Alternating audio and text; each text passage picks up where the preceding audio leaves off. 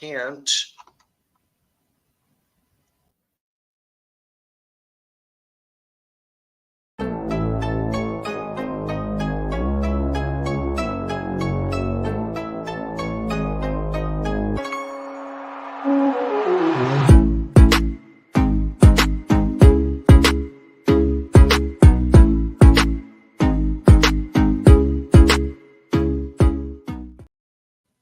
Hello again, everybody, and welcome to the Monday edition of the 4-Star Chicago Sports Podcast. The Bears had the week off, but there was still a juggernaut matchup in the NFC North and a ton of fun games around the league. We got 2 on the docket here tonight. We're going to try and get some bets in for you, some over-unders. But first off, I got Crafty D in the house and the Twins. How you guys doing today, boys? Good, man. Feeling good, man. How about you, Sean? Living the dream, man. We didn't have a game to worry about, so it was a very relaxing Sunday. I hate bye weeks. You know what? The stress of Bears winning or losing isn't there, and I got to have the garage open. It was 80 degrees. Had to stand most of the day because of stupid sciatic nerve in my back, but it was beautiful, and there was great games. So let's get into it now. Yeah, he's standing. Yeah. I got a herniated disc pressing on my sciatic nerve. So. Sean, I got the same thing going on, man. It's been 5 years now. I've been trying to figure out what the hell's going on with my nerve. I'm going to send you to my guys because they're making miracles happen. I'm going to see if I can get them as a sponsor because they're freaking awesome. What's up, Bruce? What's up, Brew Hall? Welcome in, guys. Thanks for joining us. So, boys, we got the Bucks and the Ravens, which I'm super excited about that game. The Cardinals and the Chargers, not so much. But Kyle and I had, and Dustin has said he had a really good weekend gambling. Brandon, how'd you do this weekend with some bets? I did not place any bets this weekend. No, I just had a child's birthday and a girlfriend's birthday. So yeah, betting is off the table. Well, congrats. So took the weekend off. All right. Well, I'll tell you this. We didn't take the weekend off, and right now Kyle and I are sitting here going to double our pots if we can get Derrick Henry in the end zone. How you feeling about that, Kyle? I think it's a strong possibility, Sean. I mean, let's see. He's had at least one touchdown in every single game this season. We talked about it coming into the season. I took him over 17.5 touchdowns on FanDuel. Looks like he's going to smash that. I feel pretty good about him scoring tonight, no doubt. Yeah, he's going to score a touchdown tonight, guys. I think you can bet him. I think that's a bankable thing. We'll see, though. I mean, it for fantasy, I think you're fucking jinxing me right now. But dude, yesterday I took a flyer on one, 4 touchdowns combined between Breece Allen, Pickens, and Najee Harris in that game last night. And I had that Breece Hall touchdown that was a touchdown that Ulbrich went to challenge and he dropped the fucking challenge flag. If he got that challenge flag out, I would have hit that bet, man. They had 3 between them last night. Hey, Dustin, check out the chat real quick. Oh, Amass is in here. What's up, man? He called you Lord Dustin. Lord Dustin. You guys know the background behind? Well, you gotta say it. You gotta say it. We made a bet between him and I on the Detroit Lions-Vikings game. I was convinced the Lions were going to really beat the hell out of the Vikings, and they kind of did for most of that game. I guess the Vikings got back in it. It was a close game, but the bet was if the Vikings won, I was going to do 5 push-ups on air, and if the Lions won, he has to call me Lord Dustin for the entirety of the show. In the chat. We got to see that every 5 minutes, Ant-Man. No, I'm just kidding. No, that's awesome. We gotta do some of these. We gotta get some of these bets with some of our guys going on here. So I got a few props. Does everyone have a few props in this first game? I only picked 2 for this first game that I really liked, and they're pretty obvious. I'm actually staying away from Derrick Henry and his rushing over today. Tampa Bay is actually only allowed really good run defense. They are a really good run defense. They've allowed 113 rushing yards per game. The one thing, though, they do let up 130 at home, so they are giving up a little bit more at home. But I don't know, man. I feel like both of these pass defenses suck, so it's going to be through the air. Although Tampa's not that bad of a pass defense either. Their secondary, Baltimore, is 32nd in the league, so that can bad against the pass. You're going to see the Buccaneers wide receivers get off in this game for sure. Kyle was talking about Mike Evans' health. He's not very confident in it. If he plays fully and healthily, I mean, between him and Godwin, they're both going to get off for a lot of yards in this game. He plays healthily. Stealthily. Well, here I'll tell you what will help with that. The Buccaneers have allowed, the Ravens have allowed the third most yards to slot receivers this year. And if Chris Godwin is lining up in that position, he's got a league high 335 yards after the catch. I think this is a perfect matchup for him. I've already pounded him in 2 parlays. I got a 2-legger over 70, an anytime score for Chris Godwin. I got Godwin over 60, but I parred that in a 4-teamer with a couple of other bets that we'll discuss here shortly. You brought that down on an alternate line, right, Sean? Because his over-under is much higher than that when I saw it. His over-under was 75, and I did take it down because I do this in a lot of my bets. I love to hit the alt lines because usually that's where they get you. That hook always seems to hook you. Falls right on there, yeah. Well, it's a strategy, man. Sean and I talked about this weekend. If you usually take the over on the lines because it gives you better bets. Now, once your bank accounts or your account starts dwindling a little bit in FanDuel or DraftKings, just take 1 week, drop all those over-unders down, take some easy wins, bring that bank back up, and then you can start taking more risks as the season goes on. Sean, can I start with my first one of the night here? I took Chris Godwin over. I changed it to 60 yards over under. I took the over. I changed Zay Flowers to over under 60 yards. Took the over. I changed Baker Mayfield to over under 240 and took the over. And I took Derrick Henry anytime touchdown score plus 488. So I think I bet 25, and I think I don't remember what the payback is. It's like 140 something. Yeah. What you got there, Dustin? What receiver? I don't really have player props in this game. Kyle just made me kind of think about jumping in here real quick and taking those over-unders down to 60 for both of those guys. Go ahead. I'll give you another reason that you could bet on some of these receivers. Baltimore at home only allows 213 receiving yards. On the road, 337, man. They are a terrible pass defense on the road. Hammer. If Evans happens to pop into this game late and they say he's going to play, I'd hammer them both. But I will give you another one really quick.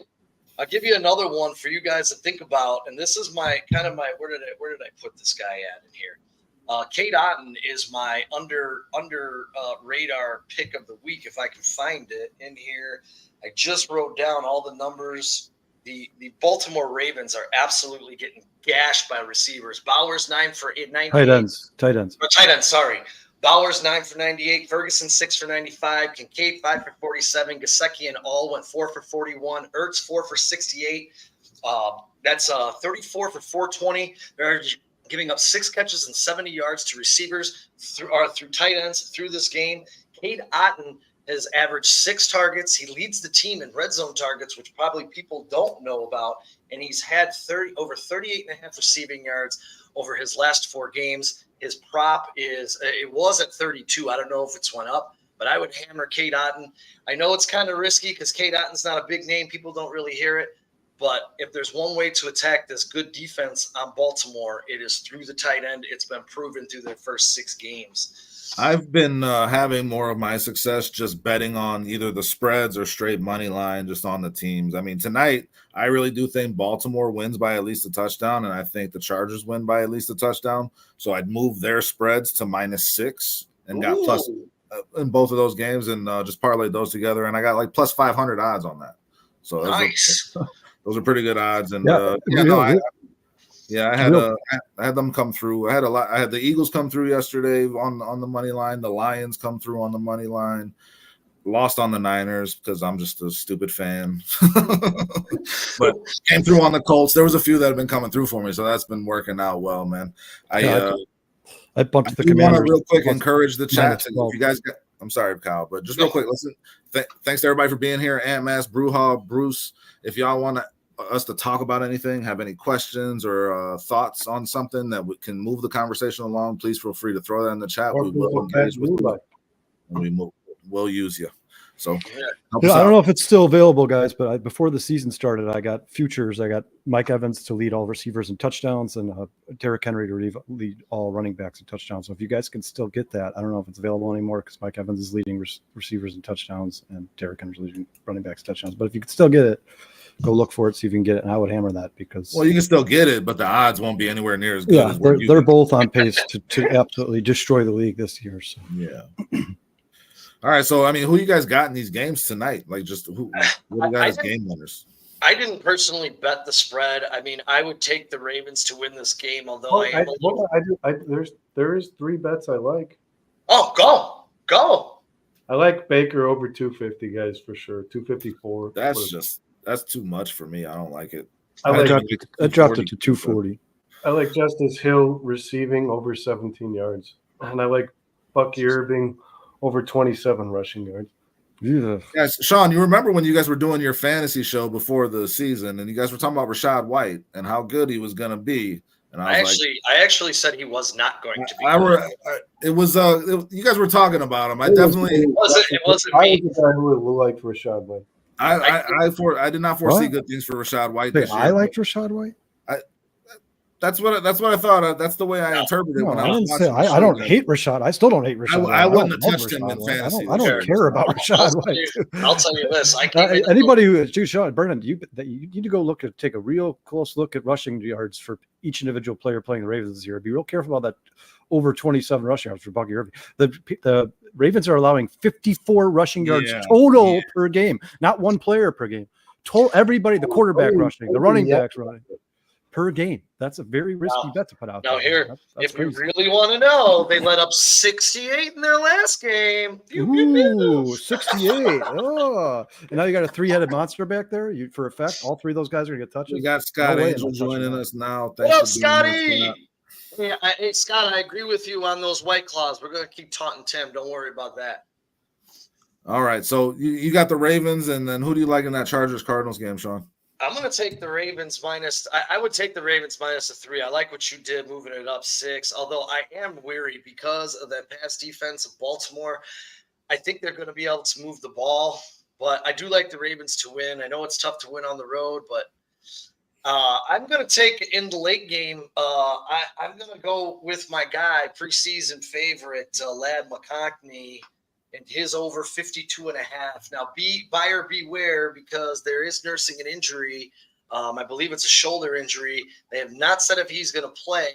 They did read he is going. Quentin Johnston is doubtful too. No, I just read he has a better chance of playing than any receiver in the but it might I'm sure that's true, but they said last week Mike Evans was good to go, full go, and he played 52% of the snaps. Be very wary when you're betting on guys who have injuries, especially if it gets late in the game and one team has a big lead. If the Chargers are winning by 20 points late in the third quarter, McConkey's day is over. You saw it last night with Brian Robinson on Washington. The whole fourth quarter he was gone. You got to hope McConkey gets 52 and a touchdown in the early scoring drives. That's why it's called gambling. Yeah. But I will tell you this. I would just bet on a guy not dealing with an injury. That's just my advice to everybody. Hey, there aren't too many. That's a good point, Sean. Yeah. Here, check this out. If you did what I did was I took McConkey over to 52. I took him anytime touchdown score. It says he has to play at least one play in order for the bet to count. So I'm going to get my 50 back on that two-legger if he doesn't play. But play, guys. He's gonna play. Watch. Now, here, let me put this real quick though. Let me put this in perspective. Last week, the Buccaneers played the New Orleans Saints. The Buccaneers scored I think it was 52 points. They scored, right? 52 points. Yeah. If I told you that and you didn't look at the stat line, how many yards do you think Mike Evans had? Against Marshawn Lattimore, not very many. Even when he's healthy. But I understand what you're saying, Kyle. Mike Evans had 2 catches for 24 yards or something like that. Just be careful with injured players, man. Be careful with injured players, man. Be careful what those guys do. Even if they might play one every 4 snaps. Sean's got Ladd McConkey, right? Sean's got Ladd McConkey. He's betting big on him. I got Ladd McConkey because coming out of the slot receivers for the Baltimore Ravens.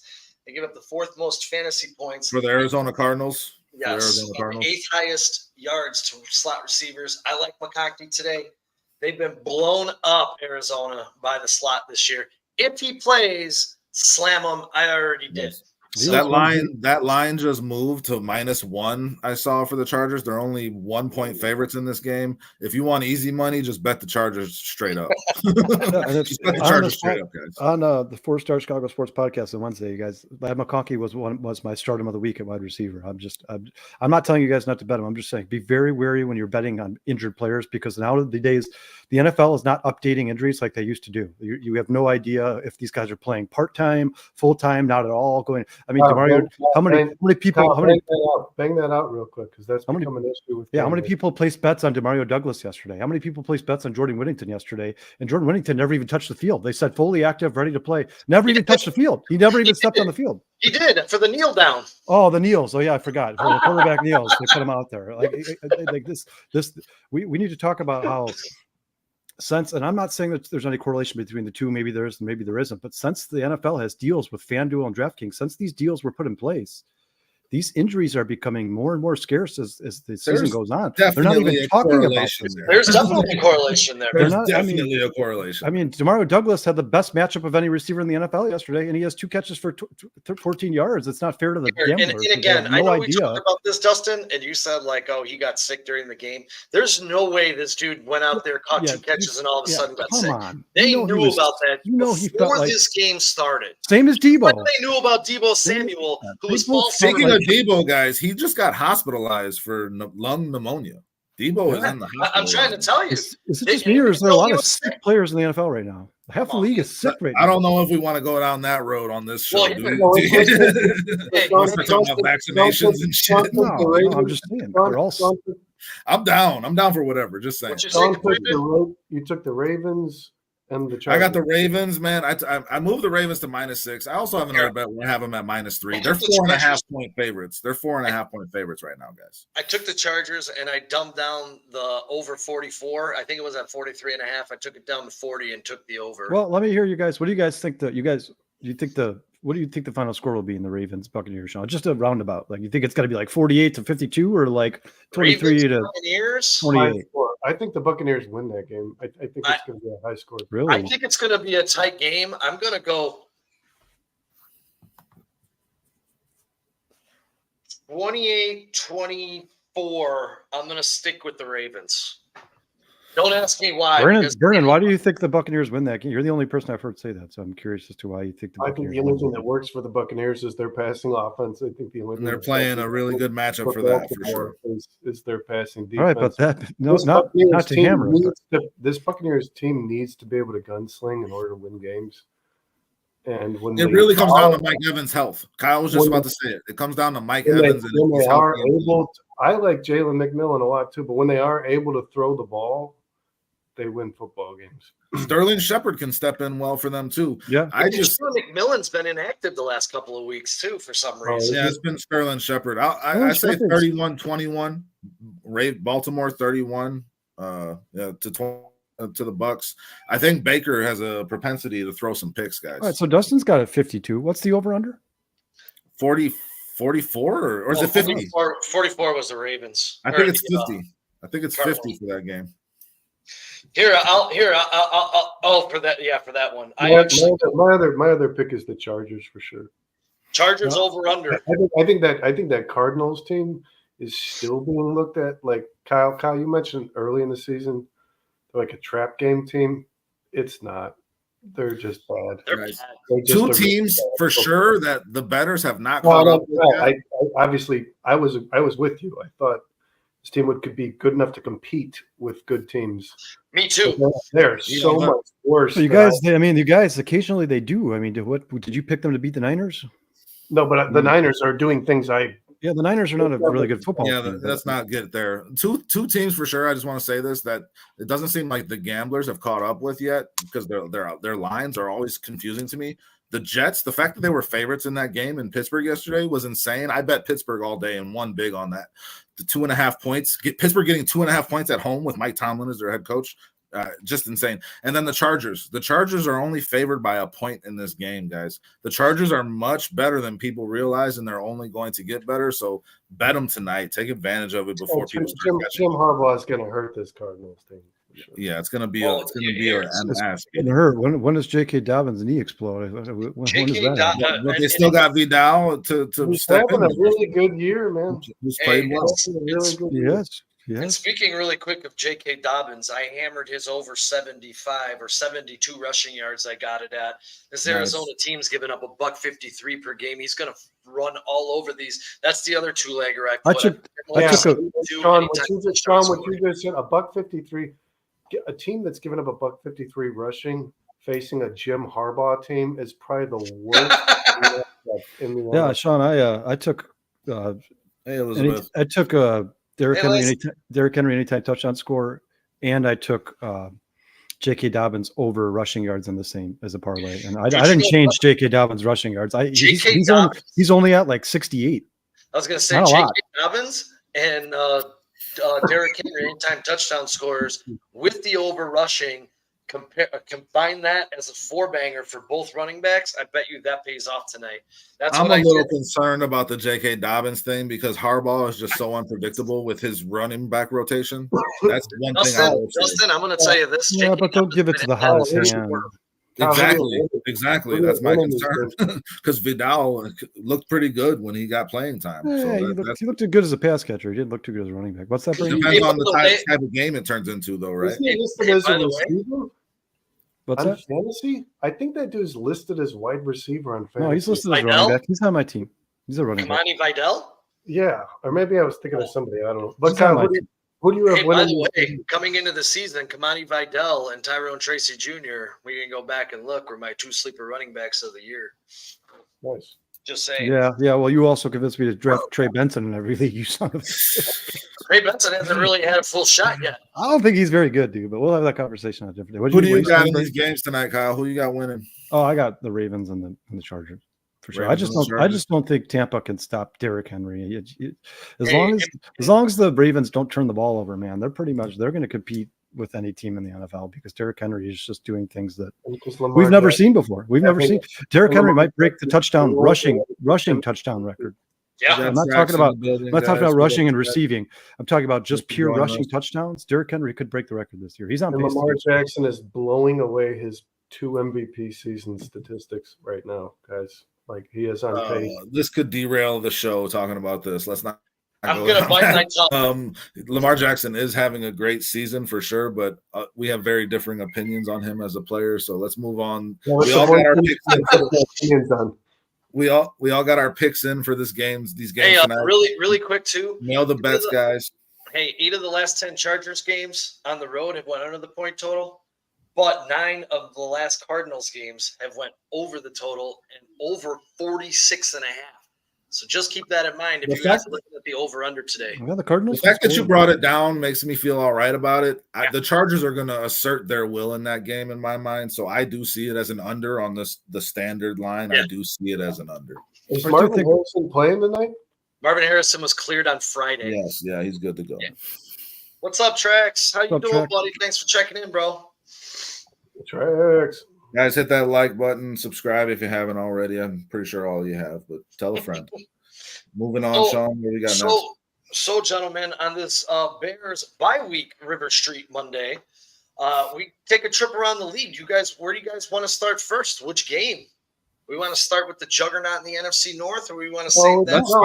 Let's start with that Sunday night game. Sunday night game. Yeah, I want to talk about the Jets. All right, let's talk about the Jets. Yeah, all three of us want to talk about last night's game.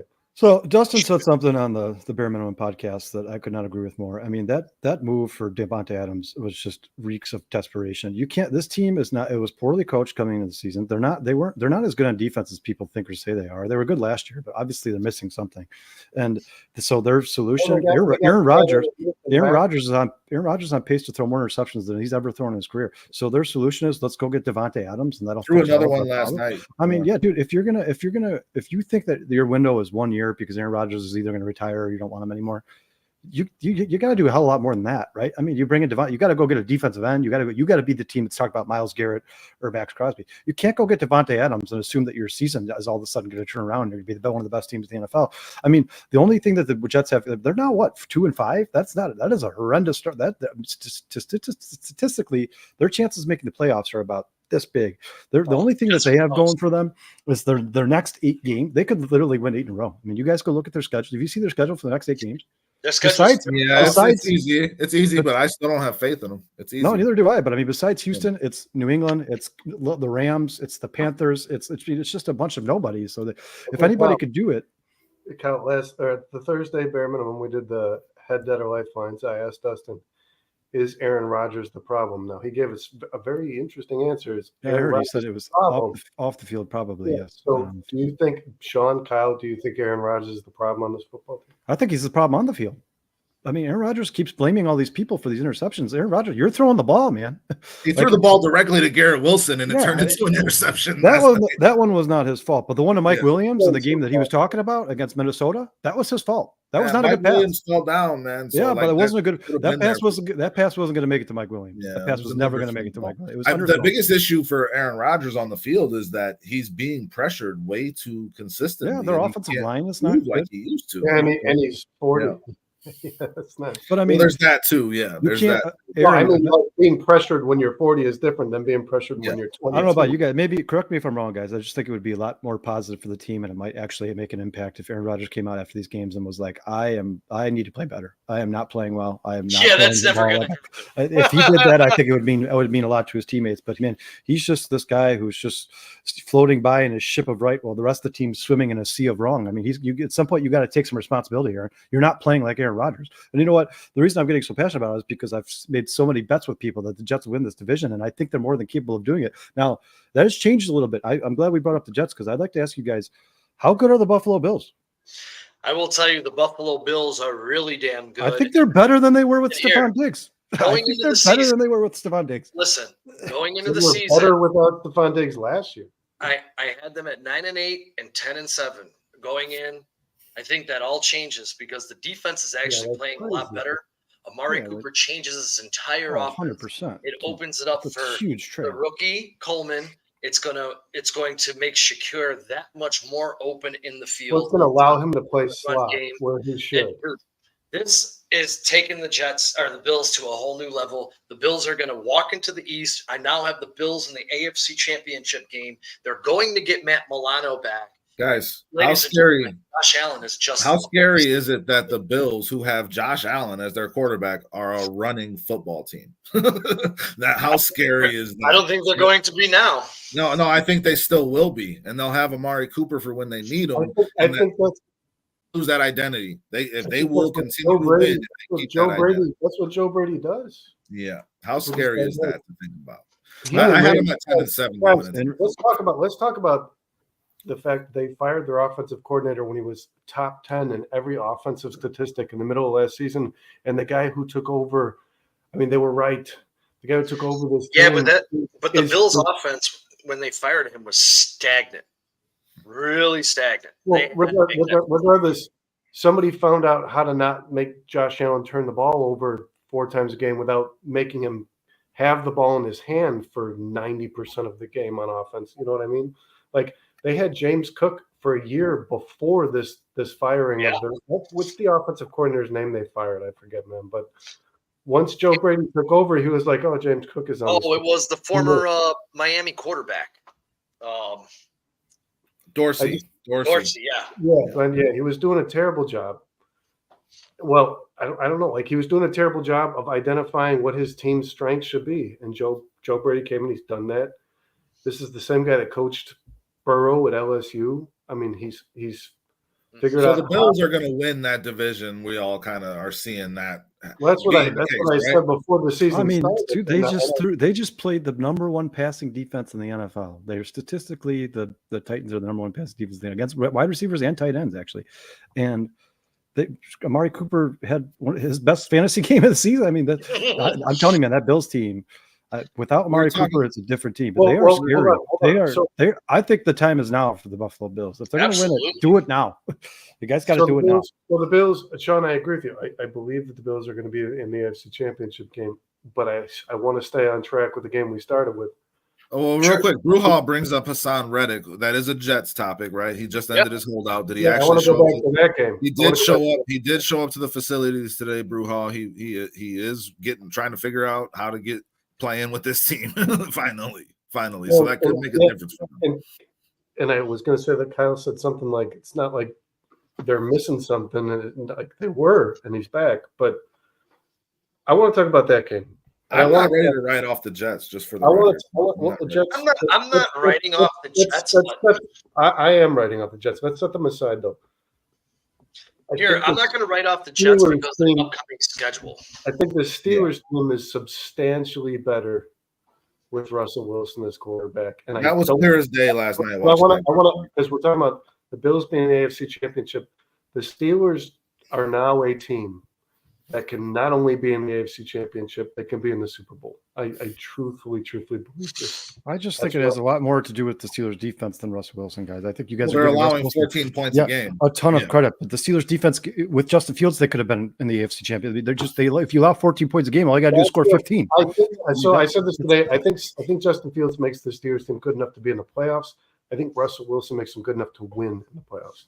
I'm just saying, like the Steelers defense needs more attention. That defense is absolutely amazing. TJ Watt has quietly been like the best player in the NFL for the last 3 years. People talk about Myles Garrett all the time. People talk about all these different players. People talk about Micah Parsons. You don't hear as much about TJ Watt, and I don't know. Maybe it's because people are so used to him dominating football games that he just doesn't get credit for it anymore. I don't know. TJ Watt, Patrick Queen, Joey Porter. They have a player in every phase of the defense and every. Minka Fitzpatrick. Let's not leave him out. He's a hell of a safety. Yeah, right. He's a great kick punt returner too. Every single part of their defense has somebody and a great kick blocker. You saw that last night. He got called back, but that was bullshit, man. That should have. I think Justin Fields had never been to a playoffs before. Even if he was still the quarterback, this team made the playoffs.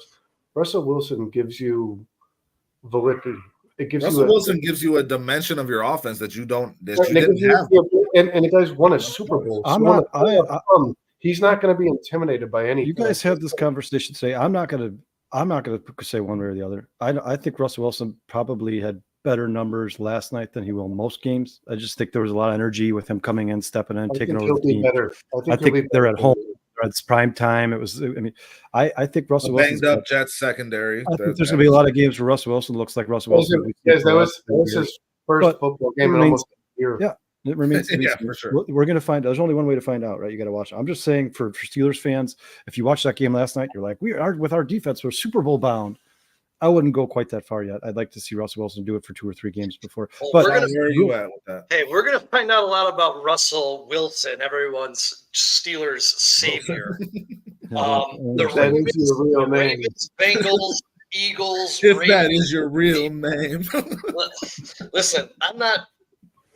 I've seen the diminished Russell Wilson, and I'm not going to sit here and be sold on a banged-up Jets team who's falling apart at the seams. This guy's out there chucking 50-50 balls for George Pickens to go up and get. Why wouldn't you? Why wouldn't you not? That's exactly what he should be Russell Wilson. Yeah, but also guys, don't do that against the Broncos. Don't do that against the Broncos. You can do it against the Jets. Don't do it against the Broncos. We'll see what he brings when he plays better teams. The Steelers still haven't even played anybody. You guys are acting like they've went through a gauntlet. They played teams with losing records, and they've lost 2 of those games. I'm not acting like anything. What I'm telling you is... No, you just said they're an AFC Championship team. Hold on. Just telling you. No, hold on a second. Sean, just trying to tell you, they just got torched by the Indianapolis Colts and Joe Flacco, this vaunted defense. Hey, Sean, how many quarterbacks... The Colts would be a better team if Joe Flacco was their starter. Hold on. Joe Flacco's great. He picked apart the vaunted Steelers defense. Go ahead.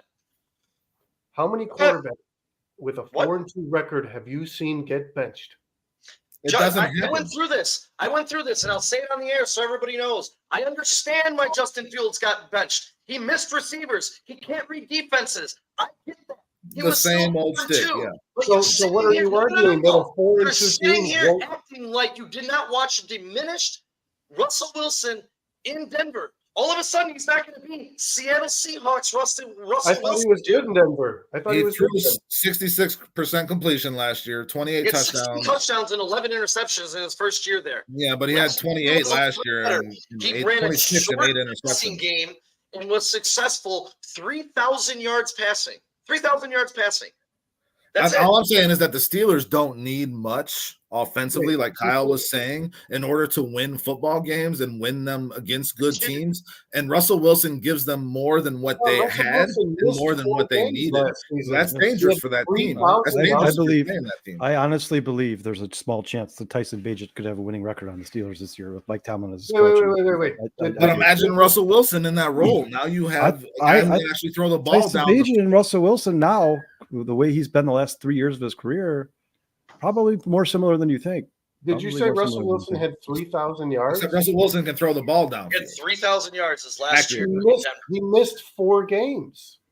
He could have possibly had 3,800 yards. You have to address what Sean's saying. Maybe he could, but those throws last night were not some accurate, amazing passing. Those were one of them dropped directly into George Pickens' lap. Go get it. And one of them bounced off. The longest pass he completed yesterday bounced off a defender's hand and landed in George Pickens' hand. If you do that against the Broncos or the Bears, that's an interception. One of them was a pass. He had to fully extend and bring it in with his fingertips because he fucking threw it. Hold on. You said somebody who said what does the Steelers defense allow per game? 14 points per game. 14 points per game. Unless they play Joe Flacco. And they lost 2 games. So they lost 2 games, allowing 14 points. They both gave up more than 14 points. Okay. So their averages went up a little bit. They lost those while averaging 20 points a game on offense with Justin Fields at quarterback. 20 points a game. Guys, in the NFL, in the division that the Steelers are in with the Ravens and the Bengals, can you score 20 points a game and be even taken seriously? I don't think they're gonna score as many points as they did last night. Anybody? That's what I'm saying, Vernon. That's exactly what I'm trying to tell you. I think they'll score enough. I guess you call it buyer beware. Buyer beware. Be very careful about jumping all over the Steelers, man. Why wouldn't he get Russell better? Wilson was chased out of Denver on purpose. They weren't like, oh, this guy's amazing, but he just doesn't dress nice for us. He was tough because he wasn't playing well. That Russell Wilson is still. You know what, guys? Go back and watch the first quarter of that game. Hold on. I'm done with this. This is who this guy was. So this is who he is now. When a player goes to a new system, we've seen it time and time again. Joe Flacco took the Browns to the playoffs. Gardner Minshew won 9 games. Back on the Colts right now. When Russell Wilson went to the Steelers, my initial thought was, answer this question honestly. Yeah, let's hear it. Happened better. Answer this question honestly. No, I agree with you, Brandon. I agree with you. Answer this question honestly, guys. All 4 of you, or all 4 of us, I guess. If before the Jets lost 2 more additional, they came in with missing 3 starters in the secondary. Before they lost 2 more in that game. They lost a safety and a corner in that game. Before that happened, before they lost those 2 guys, the first quarter and a half. How did Russell Wilson look in that game to you? When he was playing good actual NFL players, not guys working at Kmart last week in emergency reserve spots, before he started playing those guys, how did Russell Wilson look in that game against the Jets? Be honest. I just answered your question. It was 15-13. It's not good. It wasn't good. Guys were rough. So I'm saying, and I'm not saying Russell Wilson plays to win that game. And I'm not saying Russell Wilson is not going to get better, but I'm saying, is it fair for somebody to say, hey, he played a banged up Jets team. He wasn't good last year, or he was average last year. He wasn't good the year before that. He wasn't good as last year in Seattle. I'd like to wait. I'd like the bigger sample size than one game against the banged up Jets secondary before I make my decision. Is that okay? You have that right, but I think the Steelers are a playoff team. I think the Steelers are a playoff team with anybody playing quarterback because they've not made the playoffs twice. But do they have a better chance at winning these? Do they have a better chance of winning these games? No, let me ask this question. Yes, Justin, I know what you're going to say with Russell Wilson and Justin Fields. I think they do. I agree with you because they throw the ball, but I think the chance is much smaller. The increase in percentage of their chance is much smaller than you guys think. I think you guys think you're going to see 37 point every week by Russell Wilson. I don't. You said that. Hold on. Justin Fields scored 27, 23. I think he'll average maybe 4 more points than Justin Fields in a game. Now that's huge in the NFL. That's huge, but it's also not 10 more points like people are talking. Did you just say Russell Wilson's first 3 drives weren't very good? There were some rough spots. First quarter and a half were not good. Maybe a guy who hadn't played football in a year, something like that. Like he's played football in the past year. Maybe he missed the last 3 weeks of the Denver Broncos season. I'll just make you a bet this guy's hurt and Justin Fields is starting. That's the thing. That's what we talked about on the bare minimum, guys. That's the thing that I think could be the because issue. he's old and he's fat and he's not the same player that he was before. You guys are saying he didn't have a lot of playing time. You guys, he's been in this is not a second-year player. This guy has played in the NFL for 15 years, man. Here's the biggest stat to me, guys. It's like riding a bike. Here's the biggest stat to me when it comes to the Pittsburgh Steelers and why making this choice is smart for them. Justin Fields in his 6 games sacked 16 times for 124 yards lost. Russell Wilson last night sacked 1 time for 4 yards lost. I think that's going to be a consistent thing that makes them better. Russell Wilson gets rid of the ball instead of holding on to it and taking Dustin, I agree with you. I think Russell Wilson taking them too. Russell Wilson gives the start counting. Russell Wilson. I will. All right, give me a second, guys. Let's go for it, Kyle. Dustin said Russell Wilson gives this team a better chance to win week to week. I agree with that statement. I think that Justin Fields switched to Russell Wilson and now they're a favorite to make the AFC Championship game? Absolutely not. Not in any way. Brennan did. Brennan just did. Absolutely not. Not a favorite, but a team that can contend for that spot. I think Houston is better. I think the Bills are better. I think the Ravens are better. I think the Chiefs are better. I think the Chargers could beat the Steelers on any given Sunday. I think that's a 50-50 game. It was when they played. It was a close game. It was a tight game. Be careful. Be very careful. We're going to find out. We're going to find out with Mr. Russell Wilson because he has some very fine teams coming up to play. Yeah, let's hear the schedule. He's got a very tough division to get through. He has to stay healthy to do it. And you know what? He's very lucky because he gets a bye week after this week. Then he gets the Commanders' little healthy secondary, so he can look good to boast your guys' belief in him a little bit more because they don't get after the quarterback either. I knew before that game was played that Russell Wilson. It's a little bit tougher. And we'll see. We'll see. Hey, I'm not a believer. You guys are. That's awesome. We'll revisit it. We're disagreeing. What were some other games that we thought were big games for the NFL yesterday, guys? What some games we want to react to? You want to go? Here, I'll tell you this. I can react to the Atlanta Falcons laying an egg to a very injured Seattle Seahawks team, man. I like that one. That's a very good game to bring up. Very good game to bring up. Yeah, Seahawks would have lost 4 in a row. You guys, was that the biggest? That's the biggest upset of the week, right? I mean, I thought for sure at home. 3-point favorites. The Seahawks were 3-point favorites. No, I mean for us personally, like I think got destroyed. The Falcons at home should be better than that, man. That was embarrassing for the Falcons. That was embarrassing. That's embarrassing. There's no reason they should lose that game in that fashion to the Seattle Seahawks. Points out that the Steelers got the Giants next week, not the. No, they got the Giants and the bye, and then the Commanders. Okay. They have a fluff schedule, but then after that, it gets very, very tricky. We'll see what they do inside their division. What happens with the Steelers down the road is then we can address that down the road. But sure. I'm glad you brought up that game, Sean, because I'm not gonna lie, guys. Through the first 6 weeks of the season, I was starting to take Atlanta serious, especially the more comfortable that Kirk Cousins got in that offense. After this recent performance, they don't scare me either. They don't scare me as a Bears all year. That's going to be the Falcons all year. I feel like that's been the Falcons for the last 10 years, man. They're just inconsistent. I think Raheem Morris is a good head coach, and it's just going to take a little time to get the players that he needs to run his defensive system in there and really nail that down because they're going to give up a lot of points. Their pass defense, they don't really have a pass rush, and their secondary is solid. But if you can't get after the quarterback, you can't cover a receiver forever. You know, it's just that's hard. And Kenneth Walker ran all over them. I was going to say, Kenneth Walker, I mean, he only had 69 rushing yards, but they came at big times, yes. Yeah, came at big spots. I was really surprised Atlanta lost. I actually thought I put them in my parlay. I'm so happy I didn't. Because literally watching the show right before that game, they're like, pound Atlanta. The entire secondary for Seattle is out. Hey. And I'm glad I stayed away from that game. What does that show you about the Atlanta Falcons, Brandon? Oh. What does that tell you about the Atlanta? That the Tampa Bay Bucks might be the best team in that division. No, Vernon's been saying that all season. Yeah. What about the Falcons though? Are the Falcons just kind of like not all there? They're not buying into everything that's going on. I think Seattle's a better football team than Atlanta. I think so, Brandon. I think the Falcons will be somewhere between an 8-9 or 9-8 record. I had them at 8 and 9. And I don't think if this NFC North continues to be what I don't see this changing, guys. I don't see the Falcons. I don't see another team out of the South making. It's one team out of the South, one team out of the West. That's for well, sure. there's going to be all 4 teams from the North that might make the playoffs. Could very well be. You guys, real quick, if you guys don't mind, I just want to. We can. That was one of my headlines. Unless you guys want to keep talking.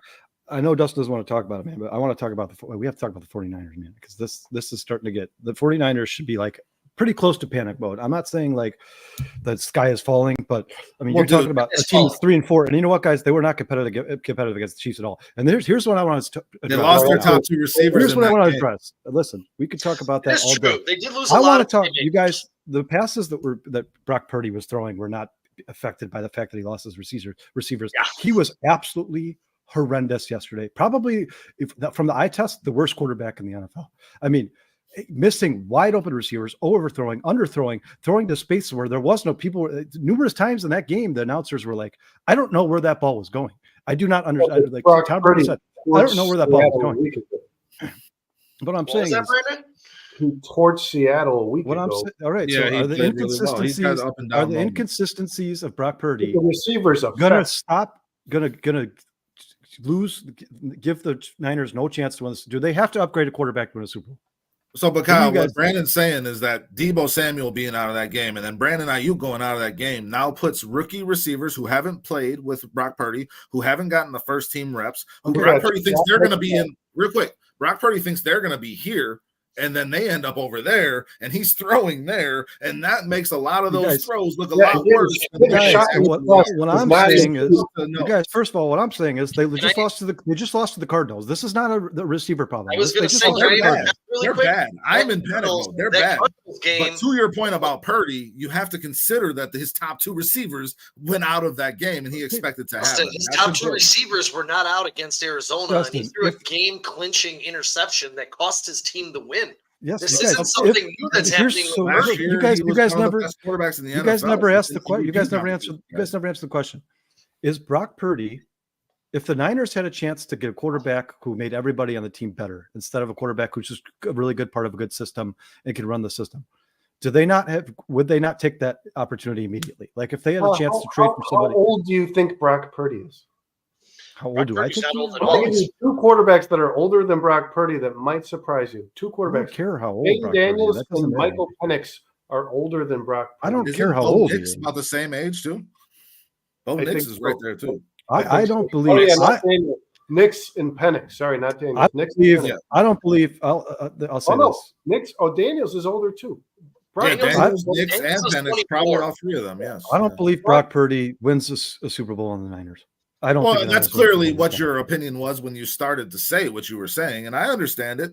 But and the product of the system thing will stick with Brock Purdy as long as he's there until he wins the Super Bowl. The Niners are exhausted, man. That's really what it comes down to. They played long seasons without seeing results. They're mentally and physically exhausted. They had a really tough offseason where a lot of crazy shit happened that teams don't generally deal with in the offseason to the extent the Niners did. And it's just wearing down on them. Do I think that the Niners are done? No. But yeah, I'm panicked because these are games that they should be in. The game against Minnesota, they should have won that game. They should have been in that game. They're having difficulty getting over that hump. But once they do, and it looked like they started to last week, I got to be honest, and then they came out and laid an egg against Kansas City, so I was very disappointed. But once they do, and they start getting some players back healthy, obviously Ayuk's not coming back; he's done for the year, but he wasn't doing shit beforehand, anyways. So once they get over that hump, I think things will start rolling. I do think they ultimately win this division, and I think Purdy kind of silences his doubters, just like he did last year and the year before. It's the same story with Purdy every year. Everybody questions him every year for the same thing you're saying, and I understand it. I would like to see Purdy. I don't know. I'd like to see him perform without an all-star offense around him all the time. I'd like to see him perform when he does. There's a couple of with all those great players being around him. Dustin, let me ask you a question, Dustin. So the Niners' weapons now, because Ayuk is gone, are Deebo Samuel and George Kittle, right? Christian McCaffrey. Okay. Now, let me ask you guys. You guys, has Deebo Samuel, George Kittle, and Christian McCaffrey dealt with injuries the recent years of their careers? Yes. So is there a possibility that the Niners are going to have a quarterback in the playoffs that wins without Deebo Samuel, George Kittle, Brandon Ayuk, and Christian McCaffrey? Is that a possibility? Deebo Samuel missed a game. He was out. And Jawan Jennings had 175 yards. Deebo Samuel's touchdowns. And guess who's hurt? Juwan Jennings was not active yesterday, Brandon. This is something they're going to deal with. This is now a pattern. What do you ask me? Can Brock Purdy win a game without anybody for once in his life? No, I don't understand why you have to get so exaggerated. I didn't say that. I didn't say that. All I said, Brandon, was can Brock Purdy, if he doesn't have Kittle but has Samuel, if he doesn't have Samuel but has Kittle, can he win a game? I think Brock Purdy is a good NFL quarterback. I could say this. I don't know why, with everybody out and the Chiefs being gashed all year against tight ends, that Kittle did not. The Chiefs haven't had any injuries at all either, guys. The reason for that, Sean, is that the Chiefs have a very good defensive coordinator who really targeted Kittle. They have not took away the tight ends all year. It's a lot easier when you lose the two threats on the outside. Then you can kind of bring that focus. Dustin, the Chiefs have had some pretty significant injuries as well. Everybody has. I'm not saying that they haven't. I'm not making excuses. I'm just saying that that's Deebo Samuel, Christian McCaffrey, George Kittle, Brandon Ayuk, and Jawan Jennings. Can Brock Purdy play without those guys? Can any fucking quarterback play without those guys? You're not answering. Caleb Williams play without Keenan Allen and DJ Moore. You guys are doing the exaggerating thing. You're not answering the question I asked. Sean, what question did I ask? Did I ask if there was all his players were out, or if one key individual player was out? All right. What did I Brock ask? Purdy led the league in yards per attempt last year. All right. Brock Purdy is a good NFL quarterback. That's what I believe. Let's say this. I think that guy everyone deals with injuries. The Niners are dealing with a lot. This other team happens to be 6-0, missing Rice. Moore sucks. Travis Kelce's old. Juju can't stay on the field. Yeah, Patrick's had nobody for 3 years, dude. He's won 2 Super Bowls. I mean, who is Brock Purdy Patrick Mahomes? Don't forget. No Isaiah Pacheco either. Will Brock Purdy ever beat Patrick Mahomes? No. They're not the same player. No, a lot of people will. Beat him. You can't grade it that way, guys. Just because a player is not Dan Marino or Patrick Mahomes does not mean that they're not a good player. I didn't say it's not all or not nothing. a good player. I asked you guys. No, I think that nobody's insinuating he's not a good player. You just asked, will he ever be Patrick Mahomes? Of course not. No, I didn't say beat. I said beat. Beat. Will he ever beat Patrick Mahomes in a game? I hope so. I don't know. I feel good about it right now. I don't know. Not in the Super Bowl because they don't get called for penalties. I don't know. Yeah, there's all that to get into too. Guys, we had 2 awesome games yesterday involving NFC North teams. Yes, which one do we want to discuss in that? Who do we want to go to first? Let's start with the Packers first. Let's start with the Packers. That team up north. No, let's talk about the Packers. Well, okay. Really? Yeah, let's talk about these. The Packers won, guys. They won on a last-second field goal, and they moved to 5-2. So that's a tough outcome. I expected the Texans to win. I bet the Texans +3 in that game. That bet still came through, but I did expect the Texans to win that football game, and they probably should have if they would have run the football a little more in that last drive. They left the Packers with too many timeouts. They didn't milk the clock enough. Yeah, let's talk about the Packers' run defense. So, Sean, what are Joe Mixon's numbers against the Packers yesterday? Joe Mixon fucking destroyed them, dude. Does he have like 150 rushing yards? The Packers won the game. Let's not focus too much. Bernard, but we're about to dissect the win. Okay, Sean, what can you give us? Mixon only had $115, but they rushed for $142. What was his yards per carry? 4.6. That's pretty solid. It felt like he was running all over them the whole game, Kyle. I know you probably thought he had like 6 yards of carry. Just the way it looked watching the game, it was. I'll say this about the Green Bay Packers.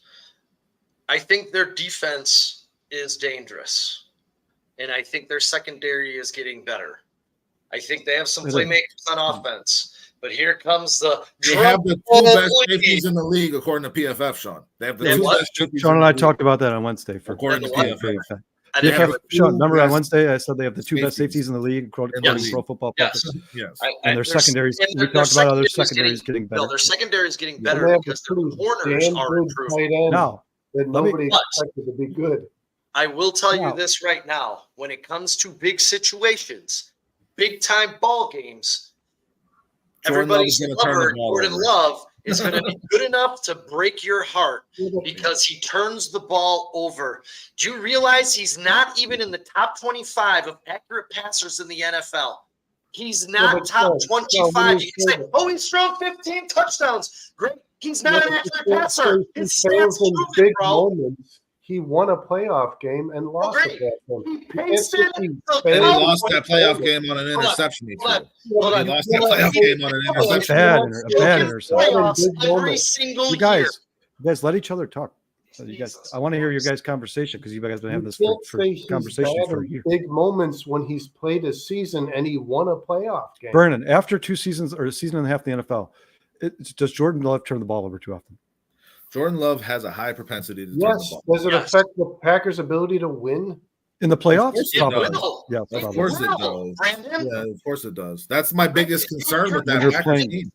I agree, Dustin. Pat Mahomes can come make up for his deficiency.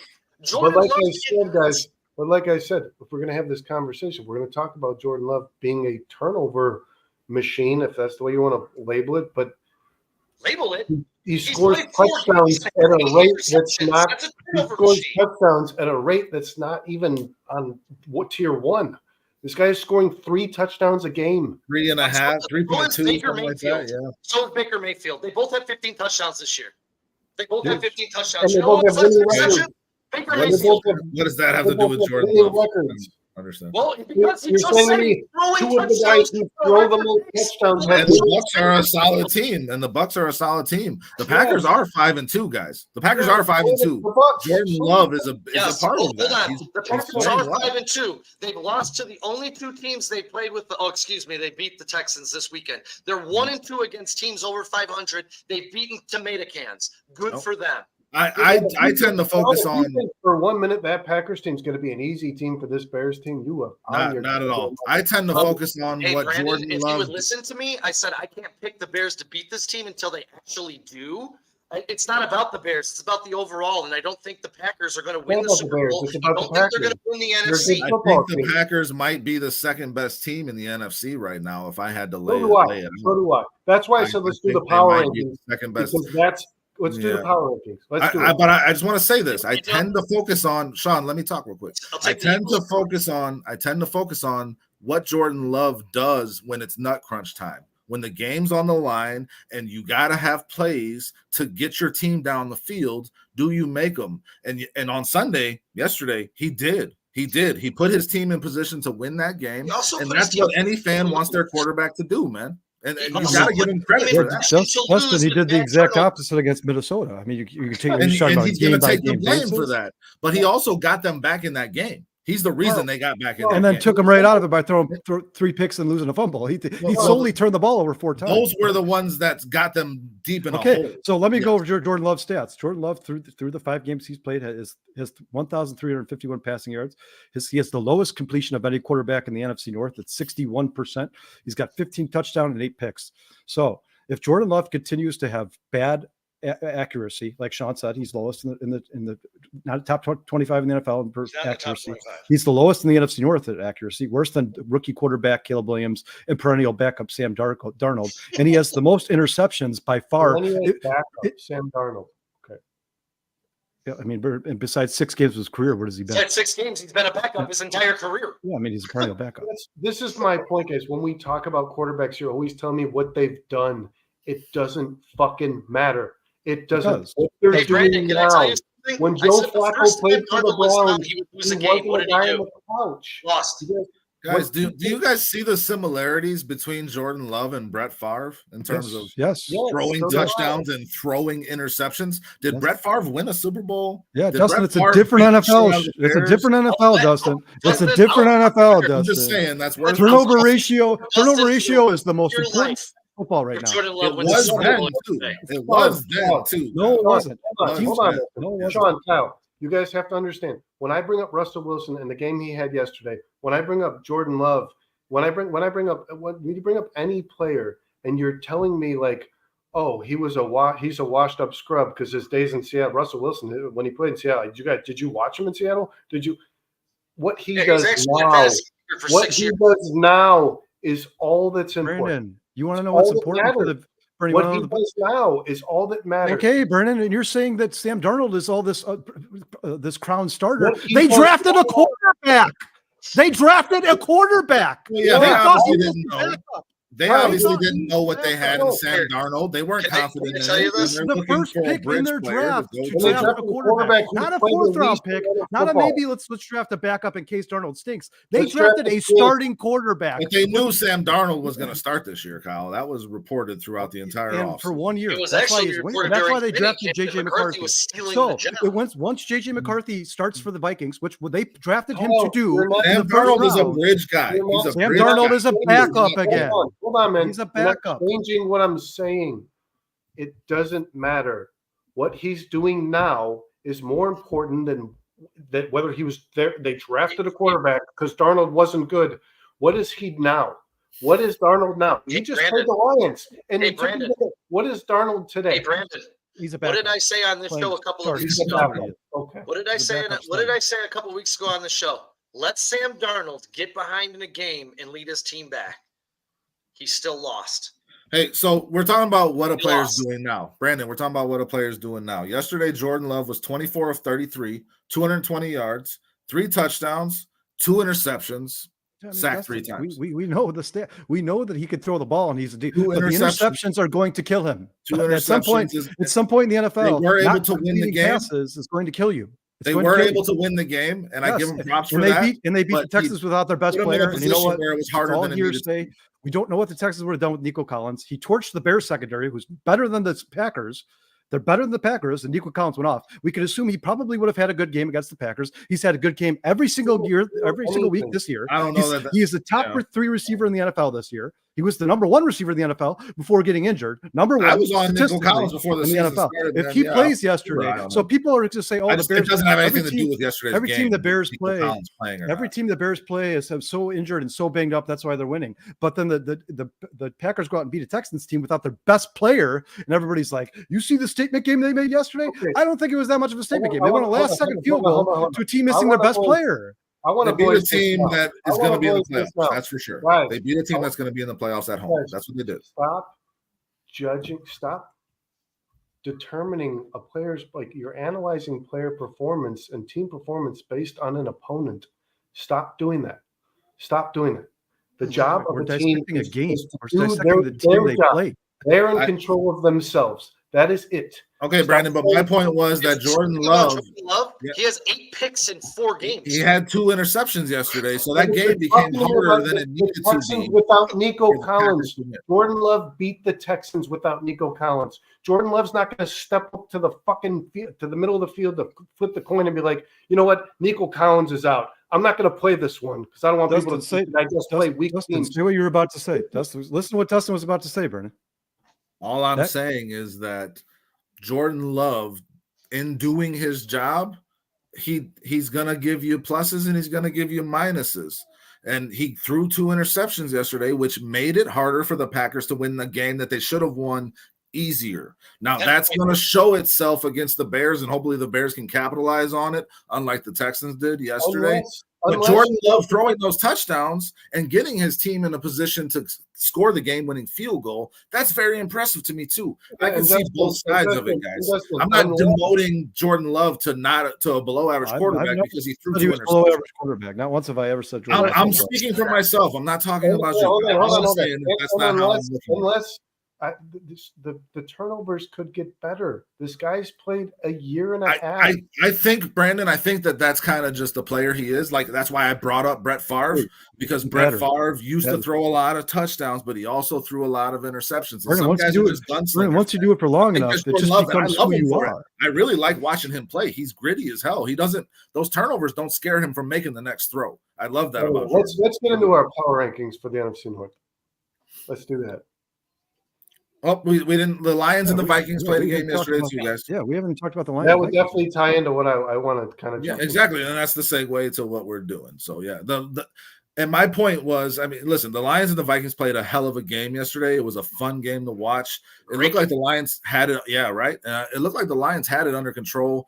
Vikings stayed with it and got back in the game. I do think Aiden Hutchinson not being in that game showed itself as to why the Lions didn't win by multiple scores, probably. But what it did for me more than anything was it kind of cemented in my head how extremely difficult this NFC North is going to be. The Lions and Vikings were the top two teams going into it, and they still are. And they played each other down to the wire, took a last-second field goal. There was some really great football played. And that's scary as a Bears fan, knowing that, like, these are the teams you're going to have to beat to make the playoffs. The Packers, who beat the Texans yesterday, and the Lions and Vikings and we played talked each other about really hard. How many times, like in particular, Sean and I have said that the Lions are still to beat in the NFC North. Guess who's in first place in the NFC North? The Lions, Detroit Lions, just like we predicted they would be. Jared Goff is the MVP right now. Here, I'll tell you this. His odds are like plus 900 guys at MVP. Just so you know. My biggest takeaway was from Minnesota, actually, the fact that they were able to run 6.6 yards per carry against that vaunted front of the Detroit Lions. That is what's That's interesting. A good point. And if you watch that game, they weren't running outside. They were running in between the tackles, man. Can I ask you real quick, because of what you guys said, just real quick. That Detroit Lions defense without Aiden Hutchinson is terrible. But they're still Kyle. Before you guys move on, because it's just something you guys just said, and I just want to reference it real quick. You guys just said that Jared Goff right now is the MVP of the league, and Dustin said he's plus 900. Can I ask you guys a question? So every time I say that Josh Allen deserves to be MVP, everybody says, well, look at the record. Look at the record. The record is not that good. The Bills' record isn't that good. Josh Allen is once again leading the league in touchdowns for a quarterback. This is like the 5th year in a row he'll be doing it. And not one person has mentioned his name in the MVP conversation. He's second in the odds, Kyle. He's second in MVP odds. He should be first. Sean, how many touchdowns does he have? Yeah, Patrick Mahomes is not having an MVP season. He's first. Yeah, so he has 15 touchdowns total? Yes, again. So he's leading the NFL in touchdowns again. He's tied. Here's the thing with Josh Allen, Kyle. You got to be like a top 1 or 2 seed to win that MVP award, generally, historically. You're looking at to be in the top 2 seed to earn that. So I like Josh Allen, and he's probably the guy I would bet, him or CJ Stroud, to win that, but it looks much more like Josh Allen after yesterday. But it has to come down to his team's success. Are they going to win their division, and are they going to be the number 2 seed in the AFC? If he does, the MVP is his, bro. It's his. Even if they come in, so you're telling me if they come in as the number 3 seed in the playoffs, and Josh Allen has a 50 touchdown season, you're like, he's not the MVP. No, I still think he is. I'm just saying the voters might go a different direction. I mean, every time we talk about it's Lamar Jackson and all these guys, but the guy who has 15 touchdowns already wasn't part of the bet. Not only is he at 15 touchdowns, you guys, but until yesterday, he was throwing to Keon Coleman in his first time in the NFL ever. Curtis Samuel's broke ass. Yeah, a bunch of nobodies, and he still continues to score touchdown after touchdown. Dalton Kincaid is not what. You're talking about disappointments. Here, let's just say, I don't think any tight end this year besides George Kittle has been what we thought they were going to be. Well, Brock Bowers. Yeah. Evan Ingram's going to be what he's going to be for sure. Ingram's starting to come on, man. He's a receptions whore, man. Jesus. Yeah. So yeah, I don't know. My biggest takeaway from those games was just that, guys. The NFC North. Really quick too. My takeaway from the Lions side in this game was if they can find a pass rusher and stabilize that line with a pass rusher, holy crap, man. Brian Branch is insane. That dude is so good at football. He might be the best safety in the league. He tried to turn he's like a safety linebacker scrambled eggs right here. Should have been a 15-yard penalty right here, but they decided not to call that, which was crazy to me. But he led with the shoulder after he slid. That's crazy to you as a Bears fan? Well, it's not because Justin Fields never got any of those calls. Guys, this brought up a question for me that I want to ask all of you. The Lions offense is really, really good with the tandem they have at running back. Jared Goff is, they mentioned his last 3 games. And he's something like 45 of 67 completions. It's like 12. It's like 48 of 60. He is in his last 3 games with 7 touchdowns, no interceptions. But guys, he has a 73.6 completion percentage on the season. But what this game made me think about, and I've been thinking about it all day too, is the Bears defense the best unit in the NFC North. Yes. And we talked about this on our last show. Yeah, we did bring this up. But They're the best unit. They might be the think best we unit were in all the agreed. NFC. These teams score, and they score at will. All of the Vikings, the Lions, the Packers. I don't think the I Lions. gotta say this real quick, guys. And And the points Bears this out, and it's very important to mention when you're talking about the Detroit Lions offense. They have the best offensive line in football. That's where it starts and ends with that team, and that's a really good unit. Can the Bears defense be the X factor in this division? Oh, They're certainly. They've proven it. They They dominated certainly the can. Lions. They dominated the Lions. The amount of turnovers they can generate. Guys, The when I turnovers say they that, generate. I mean, can the Bears win this division because Yes. they have the only good defense? What looks like right now, the only quality defense, top to bottom. That completely depends on how quickly Caleb Williams develops into a consistently good NFL quarterback. That's what depends where the Bears land in that division. If Caleb Williams plays like he did on Sunday every game, the Bears are the best team in the Will NFC. they win those games? What? If the Bears can keep the divisional opponents under 21 like they have all for the last 12 games, They should. Well, the will they Lions, win those football games? Vikings certainly. I mean, as long as Caleb Williams could, their weaknesses is their secondary. Oh, So you're Caleb Williams 100% has to play Caleb like he did Williams last makes the difference because He last can't year, play like he did week last one. game of the season, the Packers only scored 19 points and the Bears lost that game. Yes, you guys. I think the only competition for the Bears in Different terms of offense, though. I think the Different only competition for the Bears, Brandon, you mentioned it, in terms of best unit in the NFC North is The the Lions Detroit offense. Lions offense. Yeah. So And let me it's ask that you guys, offensive line, guys. Here, That let me offensive let me line. let me ask you guys this. Sean, Last real year, quick for Two reference. running backs with 300 plus yards. Sean, Last year though, let me ask you this: is Detroit's offense the same or better than last year? Better. The same. It's better. It's Same. better. I'm just asking. It's better. They didn't add anybody. No, So, Jameer better- Gibbs is just. Jameer Gibbs Well, they is just- did add somebody, Sean. They added Jameson Williams, who didn't do anything He was there. yesterday. He was there. He was there, but he wasn't a part of that. He's a offense. boomer bust player to me. He's a boomer He's bust. Christian He Watts. was invisible yesterday. Patrick's done He was good. invisible yesterday. Yeah, he was. Okay. But he Patrick- brings an element to that offense that they did not have Let last me year. ask you because this: He wasn't the Bears healthy. were up by 12 points, 26 to 16 or 26 to 14. They lost 31 to 26 in Detroit, but that was in the last half of the fourth quarter in which they lost it. So they controlled that offense for most of the game. Hold on. They came to Chicago. Detroit scored 13 points on the Bears, and that was towards the end of the season. So here's my question. You think this offense, same players, you have Jameson Williams, is going to come in and run roughshod over the Bears defense? My answer is no. Nobody's gonna run the up. ball. I think Sean, the Bears are right now. The Bears are being looked at as a team that cannot prevent you from running the ball. And you know what? have two really good running backs in the best position. I also heard some quality guys in the backfield. Well, that would have nothing to do with the Bears defense. Though. Here's my question, The though. best unit in the NFC. I think North. the Bears do have the best unit in the NFC North. I heard with that Tank defense. Bigsby and Doesn't all mean these they're guys in the are going to division. run That's all what I over thought we were the Bears. talking about. They're gonna slow the Bears. Sean, You're just asking questions. No, Sean, You're you're right. saying that the You're Bears' right. run You're defense right. can improve. Eberflus did that. Eberflus focused in that Jacksonville game on limiting the run. He knew that was going to be the most important part of that, in terms of defense, and he did. So you're right. They're getting better. When Eberflus, when that's something they're focusing on, they're getting better. Sure. But that is the one place where this Bears defense in all of this division, be it the Packers, the Vikings, and the Lions, that Lions running back tandem scares the fucking hell out of All me. right. Well, here, let me for the listeners, guys. Let me just get those. Take a minute and a half. Let me just go over. Let's explain just how close Minute and a half. just how close this division is. Detroit is 5-1. They have a point differential of plus 62. They have 182 points for, 120 against, which is pretty low in the NFL. Detroit's defense is better than people are giving credit for. Their win streak is 4. Well, not And just anymore. think about how much it just came up after that Vikings game too. Minnesota. No Aiden Hutchinson, and they get destroyed. Surprise, Yeah. surprise.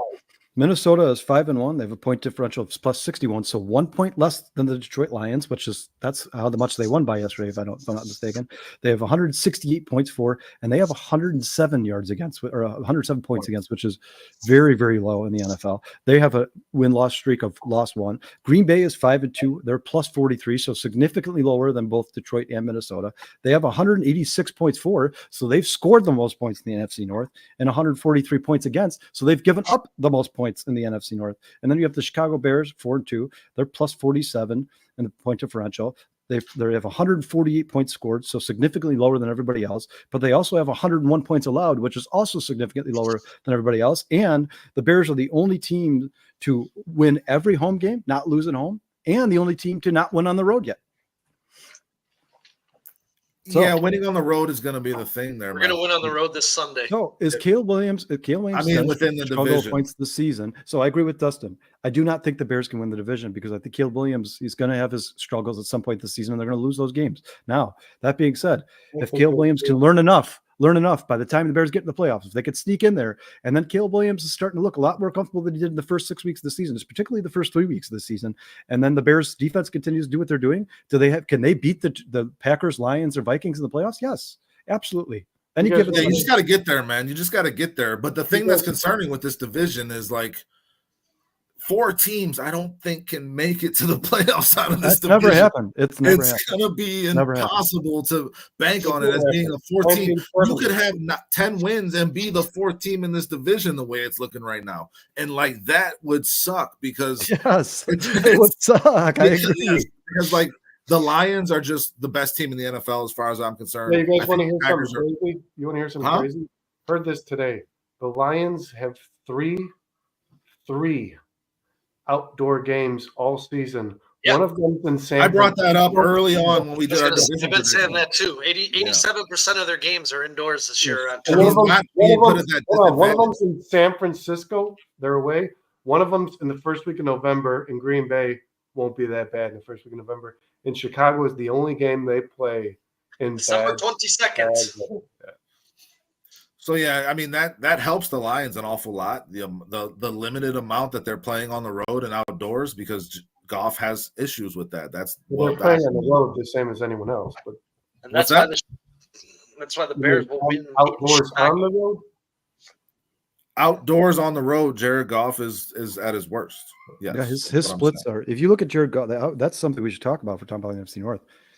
The Lions better be the best team in the NFC North, and they better get home field advantage throughout. They're gonna have it, man, because there's his splits on home and away are insane. They might be the most dramatic splits I've ever seen from any player in NFL. You guys did see the report. If the Lions win the Super Bowl, that Aiden Hutchinson should be able to play in it, or they're saying anyways.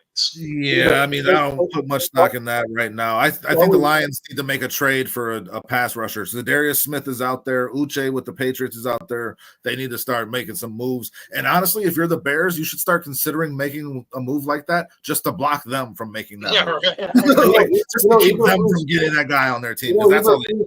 Eberflus was asked today about trading Nate Davis, and he said, there's always names on your team that are going to be available. I was like, interesting.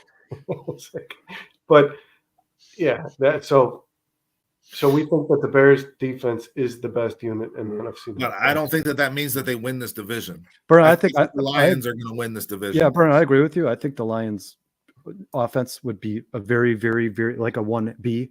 It's right the Bears there. Defense 1A, but I agree with Dustin. I don't think there's a chance in how the Bears win the division. I just think these teams the Lions are a couple years ahead of the Bears. The Packers are a year ahead of the Bears. The Bears should be happy to make the playoffs. That would be a great season for the Chicago Bears. That comes back to if you're the 4th team in this division, can you make the playoffs? Maybe you don't. That doesn't mean it's a failed season for the Bears. My head, dead, or lifelines would have been so perfect, but we've talked about probably 12 of them, honestly.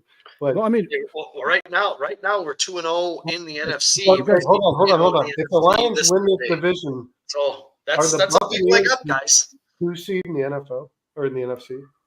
I'm sorry, Brandon. If the Lions win this division, what? Are the Buccaneers the 2 seed in the NFC? No, I don't believe so. I think they'll end up being. I think the Eagles eventually will end up being with Eagles, AJ Brown and Devontae Smith healthy, Saquon Barkley in the backfield. I think the Eagles will be very. Don't forget about the Niners either, guys. Don't forget about the Niners. I like the Niners. I don't put them as the number 2 seed. I think the Niners will have bounced back. They might have an issue getting to that point, but don't count them out in terms of getting their shit together. They only got 4 losses right now. It's not the end of the world in terms of. No, I just don't think they're the second best team in the NFC right now by any means necessarily.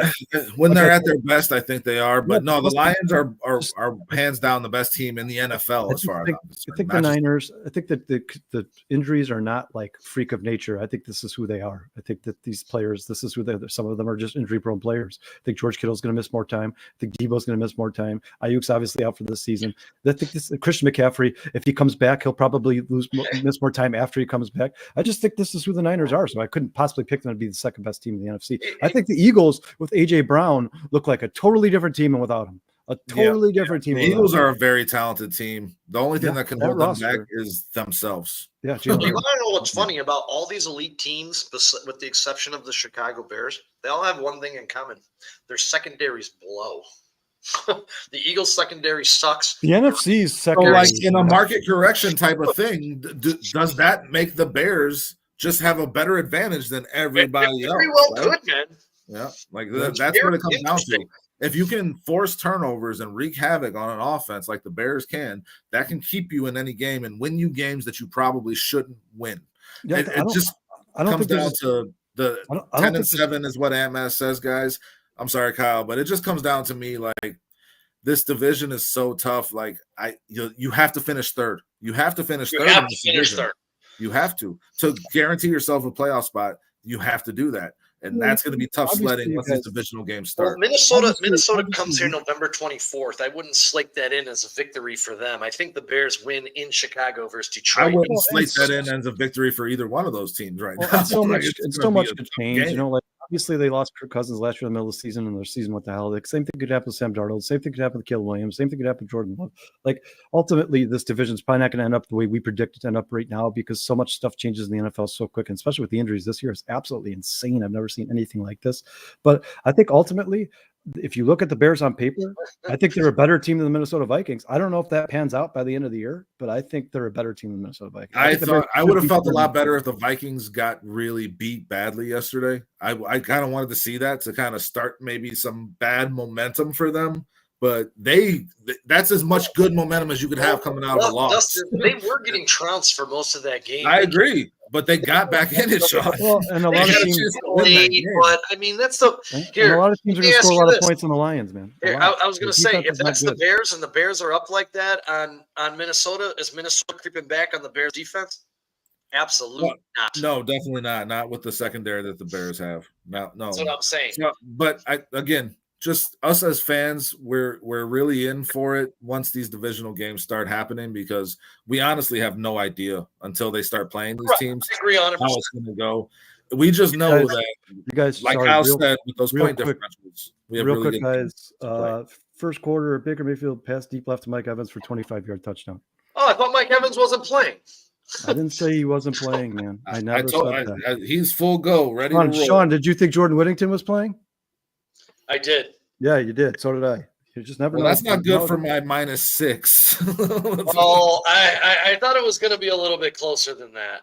They're not going to. I did bet the -3 too. Just I bet that one first. Oh yeah, and by the way, on this first drive, it looks like Rachaad White is a full go because he's touching the ball a lot.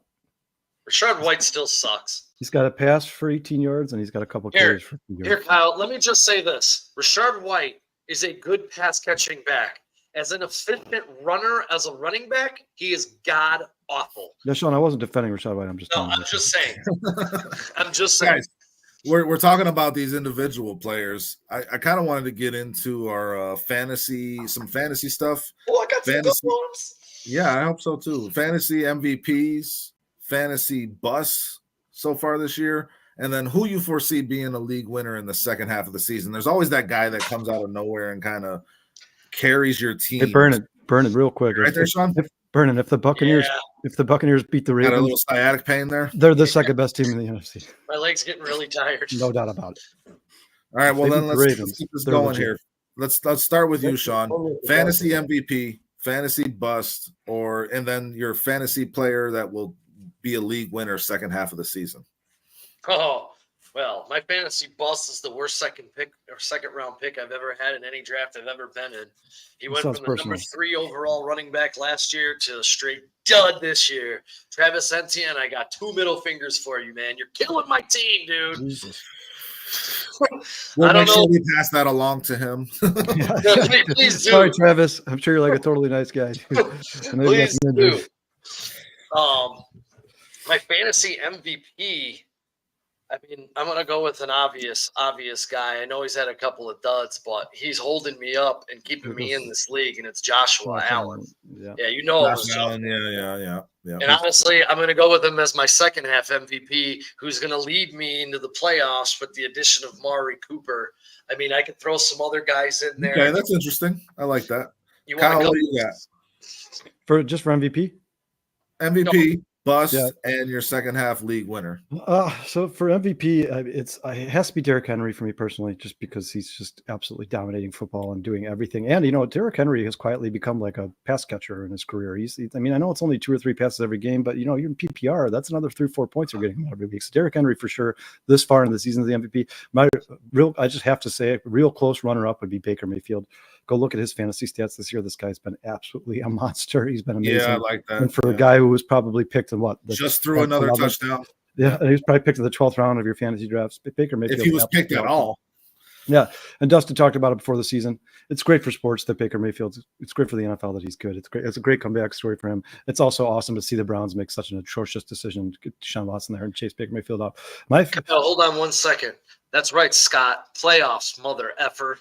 My fantasy dud through the first.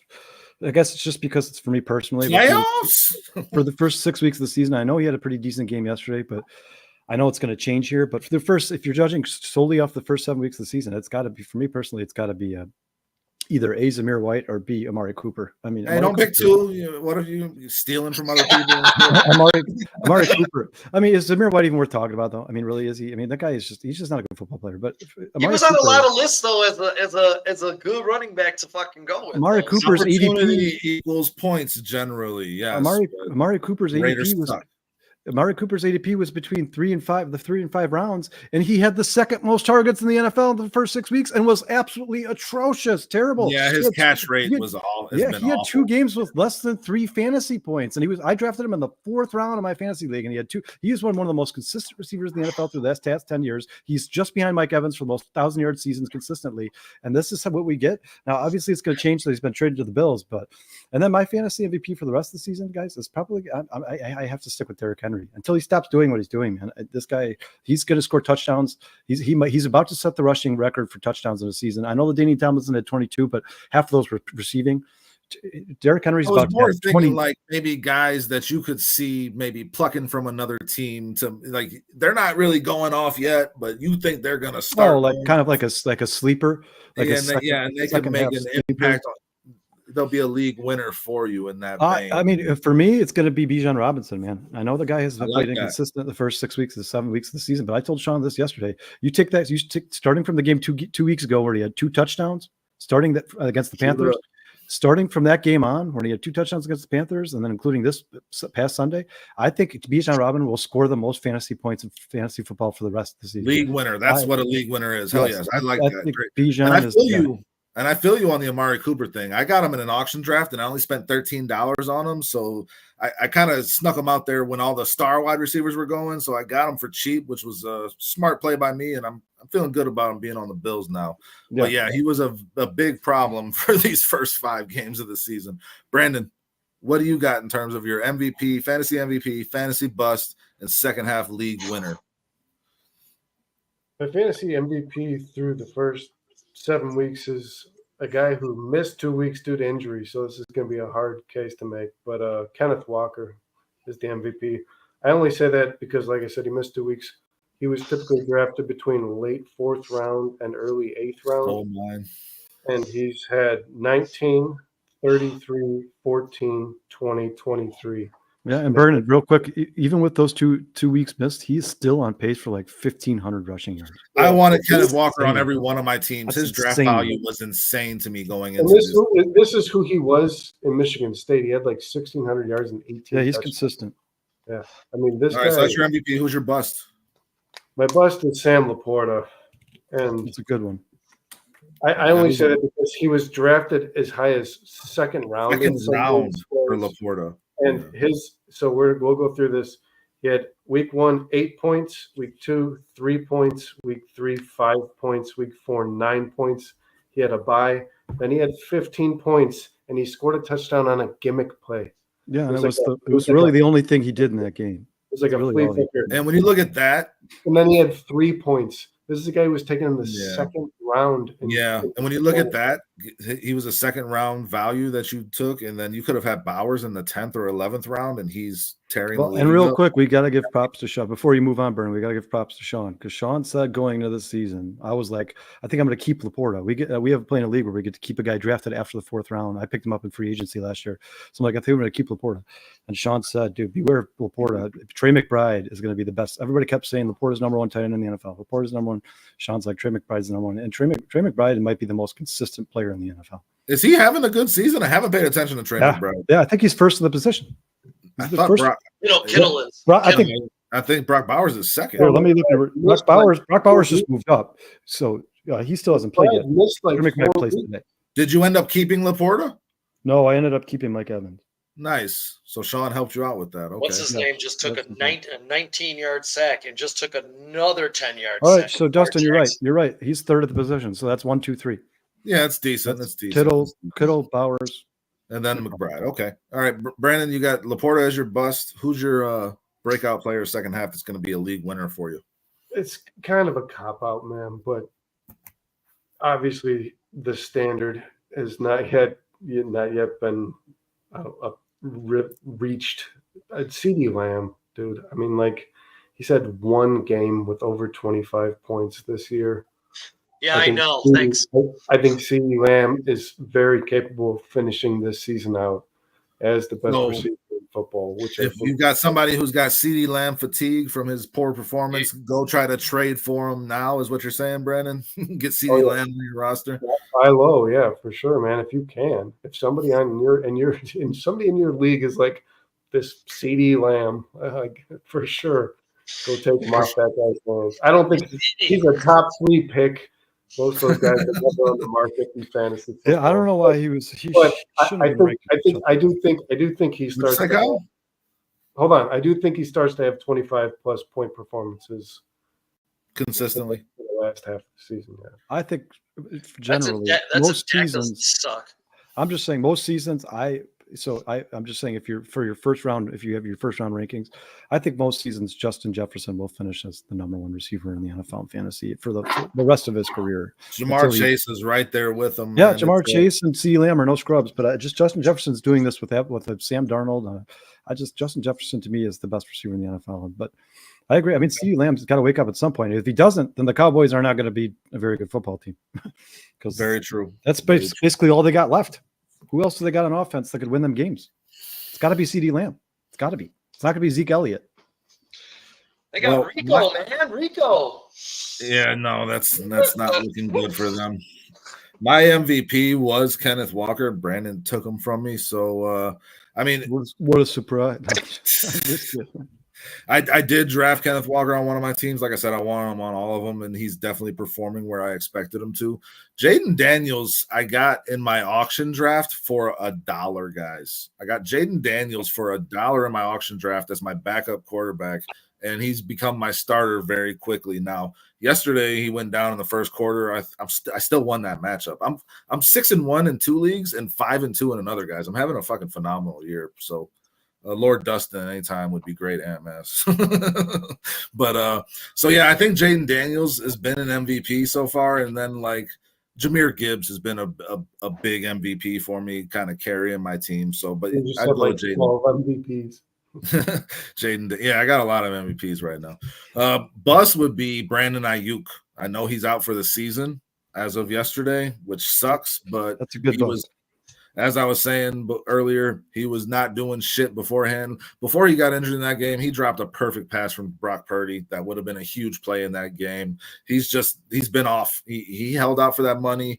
It just fucked him up. Very similar start to Garrett Wilson, another guy who was projected a first-round fantasy draft pick, and he had a terrible start to the season, dude. Yeah, Garrett Wilson. I think he had a 0 pointer. He's still top 10 though, bro. It's just targets, but people keep talking about Garrett Wilson like he's this guy that can stretch the field for 50-yard touchdowns. He does. I know, but I'm saying he doesn't do what they said he was. He wasn't a first-round pick, Sean. He wasn't a first-round pick. Up until these last 2 games, he certainly wasn't, Kyle. These last 2 games have kind of boosted his stats and his numbers. They brought him back from the dead.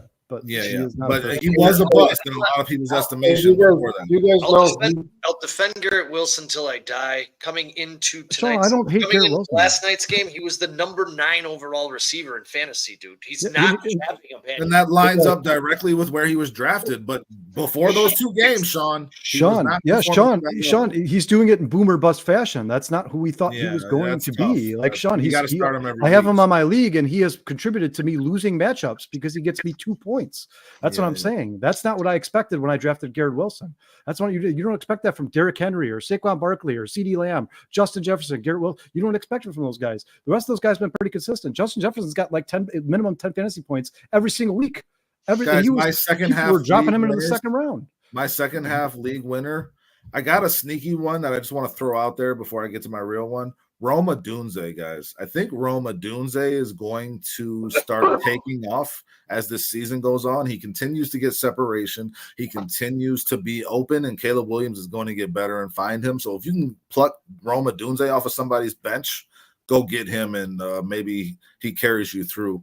But mine is DeAndre Swift, guys. DeAndre Swift, I expected to be a top 10 running back in fantasy PPR going into this season. He really started off slow. It was very tough, but all-purpose yards-wise, he is tearing the league up, obviously, the last few weeks, and I think that only gets better as the season goes on. I think DeAndre Swift is going to be on a lot of league-winning teams.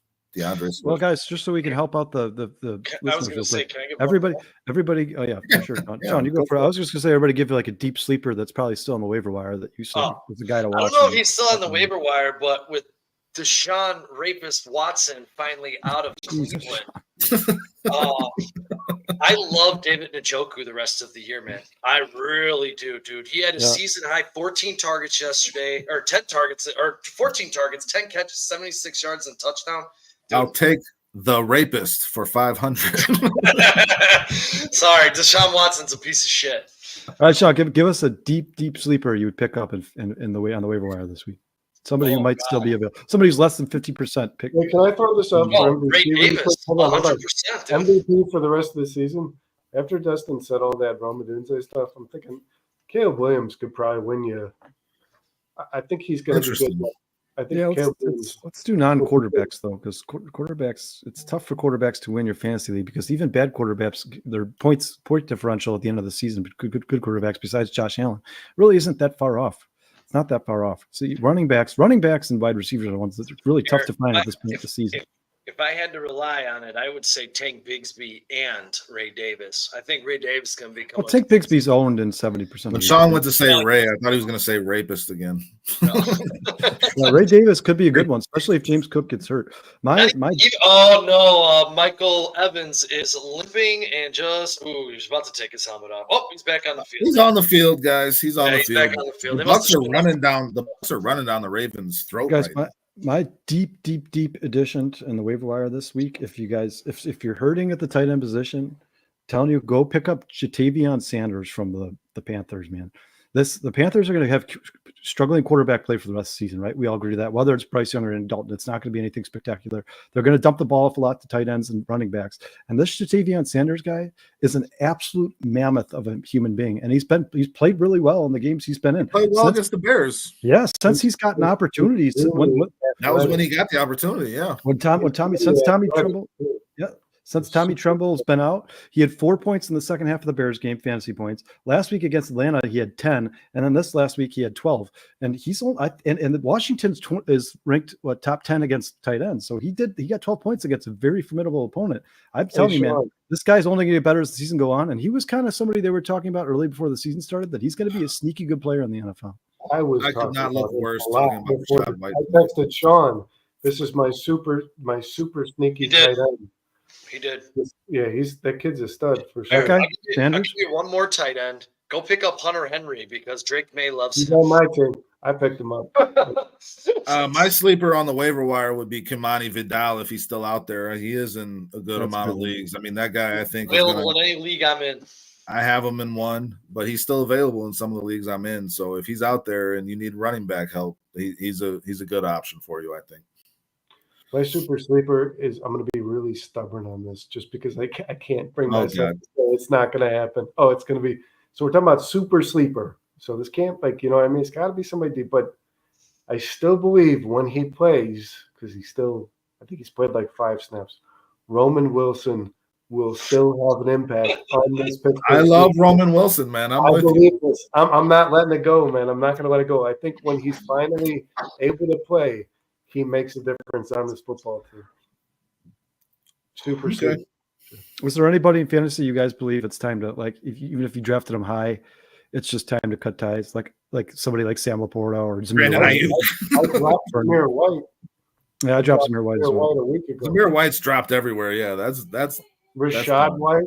Is Dalton Kincaid droppable? Rashad White's kind of killing it right now. No, Kincaid's not. Kincaid's not droppable. I mean, Sean, you're breaking up like crazy, bro. Sean, something's wrong with your. Go ahead, Brandon. Roschon Johnson is borderline droppable because you're never going to be able to guess when he gets that 1 yard run. You know I mean, he was borderline pick upable in the first place, so I don't know. He's on the borderline either way. He's just a handicap. But Vernon, if he was on Chris your team, Godwin just caught a touchdown.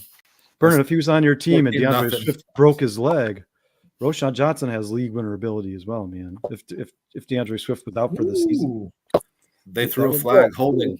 The touchdown comes back. No Godwin touchdown, guys. Anything else? Anything else you guys want to talk about?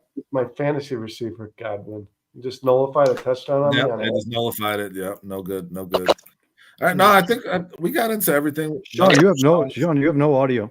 It's worse. It's getting worse. Everything you're doing is making it worse. All right, guys. That's probably a good cue to end this, huh? Let's shout out. Hold on. One more. Lord Dustin. Let's shout out to these people in the chat. Yeah. Ant Mask calling me Lord Dustin the entire time. He's just throwing it in randomly with no context, so we really appreciate you for that. Franco's in here. Yeah, we all really appreciate you for that. Yeah, man. Ghost of Judah tribe. Guys, hit the like button if you haven't already. Family. Ant Mask, you're the man. Breaking news, Bruce, Scott Angel, Brewhaw. We had tracks in the building as well. Thanks to everybody for showing up. Really appreciate the support. Elizabeth. Yep, that's everybody for today, guys. So, real quick, guys, we want to say thank you as always to River Street Tavern and Ideal Amusements, our first 2 sponsors. They've both been great with us. They've been helping us a lot. River Street Tavern we're probably talking about maybe doing a live show there at some point, maybe having an old Bears player there. So you guys come check us out. We'll get you all that information out later. Anything else you guys want to say before we go? Besides, we will be Sean. Obviously, Sean and I will. Can you hear me? Yeah. Sean and I will be on Wednesday night. We'll be breaking down the Bears Commanders game. Vernon and Dustin will either be on Thursday after the Thursday night game with the bare minimum or Friday, depending on how the week goes for those guys. It'll be Thursday. So Thursday after the game. Check those guys out. Sean and I will be here Wednesday to give you guys your props, your fantasy starts and sit-ems. Anything else you guys want to say before we get out here? Sean, since you haven't been talking for the last 4 minutes, anything you want to get out there? Hey, we'll see y'all on Wednesday, man. And I just got screwed because that touchdown from Chris Godwin could have really helped that two-leg parlay. I'm probably overly excited about this, and people don't care, but I'm going to say it. I sent it I posted it in our group, and I shared it with Dustin. Paul George on his podcast went to the summer league, and he was talking about players that he really liked, and he mentioned Modest. It's Modest. Ooh. That's how they're pronounced. Modest Uzelis. Paul George said it's a player that he can tell has it, and that's pretty cool. I can tell he has it too. I agree with him. One thing for sure. That's crazy praise for a rookie for the Bulls. That's exciting. Hey, Dustin, you know what else was exciting? Jayhawks are number 1 in the country. We play your team, who's number 9 in the country, and I think we got to make some kind of bet on this. Second game of the year. I stopped watching college basketball. It's trash, dude. College basketball's been. I'll tell you guys. Well, first of all, let me give you guys 2 quick. Speaking of trash, oh shit, guys, let me mention this. I was just eating dinner last night, watching the football game, and it comes across my screen notification: WNBA game, Liberty Lynx are in overtime in the deciding game. I haven't watched any, but I flipped it on just for that final 5 minutes. It's a deciding game. It should be good basketball. Should be fun to watch, right? and I was reminded of exactly why I have not and do not watch WNBA basketball. Brick, brick, brick, turnover, foul, brick, brick. They scored 7 or 9 points in the entire overtime. It was just bad to watch. It was bad basketball. I'm sorry, guys. I love you. Hopefully the WNBA takes off, but it's not for me. I could not watch it. Just had to throw that out there. Yeah, and real quick, Give it a shot, though. Real quick, guys, Brennan and Justin were talking about the rookie for the Bulls. They also still have Zach LaVine. They still have Vukovic, and it looks like Lonzo Ball is going to get some playing time this year as well. Right now, Kobe West might be their best player. Yeah, unless they start trading these guys immediately, the Bulls over-under on FanDuel and DraftKings is 27 and a half. That's the under. Hey, Brandon, what did you have for Bucky Irvin in this game? Hold on 1 second. Go ahead. 29 rushing yards. Yeah, hold on 1 second. So they also if the Bulls do not finish in the bottom 10 of the NBA, they have to succeed their first round pick to the San Antonio Spurs for the DeMar DeRozan trade. So take the under, because they are going to do everything they can in that unless they don't trade these players at all. But I'm assuming those guys will be gone by like what? At least by the trade deadline, for sure. By the trade deadline, they're going to try to get rid of them as quickly as possible. They're going to try to showcase them, and hopefully they get some good draft capital back for those guys, or at least something they can build off of. I don't know what it'll be, but there are rumors in the NBA. You're going to see a lot of young players playing. There's a lot of rumors in the NBA that this is going to be the worst defensive team in the history of basketball. Hey, Brandon, sorry. It's 29 receiving yards, 13 rushing yards. He's halfway there, though.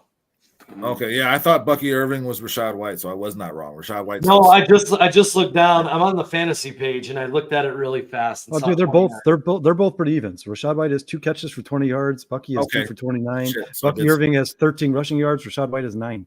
They're pretty close. They're both averaging 3 yards a carry. Well, so far they're kicking the Ravens' ass, and I bet the Ravens pretty confidently. So that's good for Sean. I'm up 29. I'm up 29 points, Kyle. I got 29 points to give. So check this out, and guys. They got 3 quarters. I'm up 31 points playing against Lamar Jackson tonight, and my lead is down to 29 points. Yeah, Lamar Jackson karma is going to kick your ass tonight, Sean. Sean, all that shit you talk about Lamar Jackson, he's going to rub it in your face tonight with his fantasy. Sean, the Buccaneers have allowed 1 quarterback to score 30 points in fantasy. That's the other thing I forgot. But it was Kirk Cousins, and he threw for 500 yards and 4 touchdowns. Well, so far the Ravens have 8 yards total on offense. So I'm through the first quarter surviving. I got 3 quarters to go. All right, guys. All right, you're a survivor, Sean. You're going to make it.